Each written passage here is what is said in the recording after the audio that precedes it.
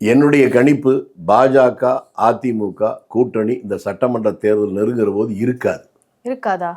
காரணம் உங்களுக்கு நான் சொல்ல வேண்டியது என்னுடைய அனுமானம் என்பதல்ல, என்னுடைய அனுபவத்தின் வாயிலாக சொல்றேன்.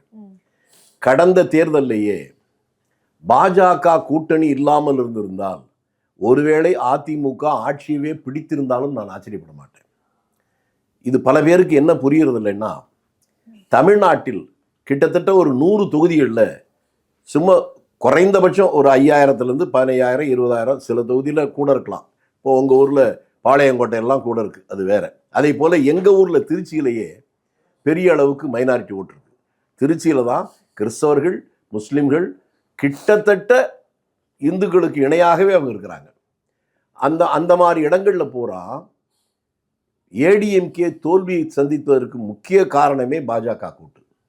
சில தொகுதிகளில் ஏடிஎம்கே 1ல் ஆரம்பிக்கும் போது எதிரில் நிற்கிற ஆட்கள் 15,001 ஆரம்பித்தாங்க.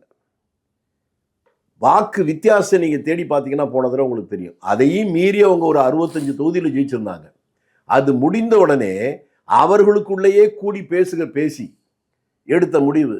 இப்போ முனுசாமி போன்றவர்கள், இதே இபிஎஸ் இவங்கெல்லாம் கூட தனியாக பேசணும்னாமே பொதுவெளியிலேயே பேச ஆரம்பித்தாங்க. பாஜக கூட்டினால தான் நம்ம தோற்று போயிட்டோம். அது தெரிந்தும் இப்போதைக்கு ஒரு அரேஞ்ச்மெண்ட் தான் இது. தேர்தல் வருகிற போது இந்த கூட்டணி இருக்காது என்பது என்னுடைய அனுமானம்.